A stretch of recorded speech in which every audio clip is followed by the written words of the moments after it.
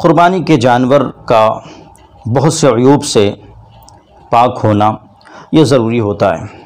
کچھ عیوب ایسے ہیں جو اگر جانور کے اندر پائے جائیں تو ان کی قربانی درست نہیں ہوتی۔ اسی طرح ایک چیز ان کی عمر سے متعلق ہے۔ ایک خاص عمر اگر قربانی کے جانور کی پوری نہ ہوتی ہو تو پھر چاہے وہ عیوب سے پاک ہی کیوں نہ ہو اس کی قربانی نہیں کر سکتے۔ بکرا اور بکری کے لیے 1 سال کی عمر کی تعین کی گئی ہے۔ 1 سال کی عمر یہ مدت ہے۔ اسی طرح گائے، بیل، بھینس وغیرہ ہیں تو ان کی عمر کم از کم 2 سال ہونا ضروری ہے قربانی کے لیے۔ اسی طرح اونٹ اور اونٹنی ان کے لیے 5 سال عمر ہونا ضروری ہے، تب ان کی قربانی، ان جانوروں کی قربانی ہم کر سکتے ہیں۔ اگر اس میں کچھ کمی رہ گئی ہے، مثلا بکرا اور بکری 1 سال سے کم کے ہیں، چاہے 1 ہی دن کم کیوں نہ ہو۔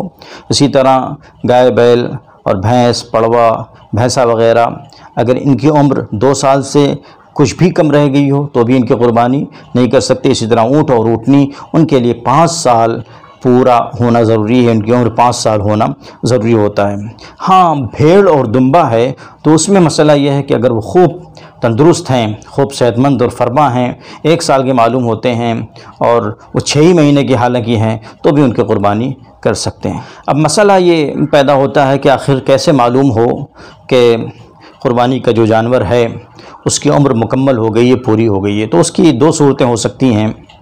ایک تو یہ کہ وہ جانور سامنے ہی پلا بڑھا ہے، بالکل مشاہدے میں رہا ہے اور اس میں کوئی شک اور شبہ نہیں ہے کہ ان کی جو مطلوبہ عمر ہے وہ پوری ہو گئی، اس لیے کہ آپ نے اس کو سامنے دیکھا ہے، آپ کے سامنے وہ پل بڑھ کر بڑا ہوا ہے، وہ جانور آپ کے سامنے وہ پلا بڑھا ہے، تو پھر ان کی قربانی بالکل درست ہے، چاہے ان میں کوئی اور علامت، کوئی اور نشانی پائی جائے یا نہ پائی جائے، اس لیے کہ وہ آپ نے خود دیکھا ہے کہ اس کی عمر 1 سال ہو گئی ہے۔ مثلا بکرا اور بکری کی عمر 1 سال ہو چکی ہے اور جو بڑا جانور ہے ان کی عمریں 2 سال ہو گئی ہیں۔ اونٹ اور اونٹنی ہیں، مثلا اس کی عمر 5 سال ہے، وہ آپ کے سامنے پلے بڑھے اور ان کی مطلوبہ عمر پوری ہو گئی ہے، تو چاہے اور کوئی نشانی پائی جائے نہ پائی جائے، اگر قربانی کا اور کوئی معنی نہیں ہے اور کوئی عیوب نہیں پائے جاتے تو پھر ان کی قربانی کرنا جائز ہوگا۔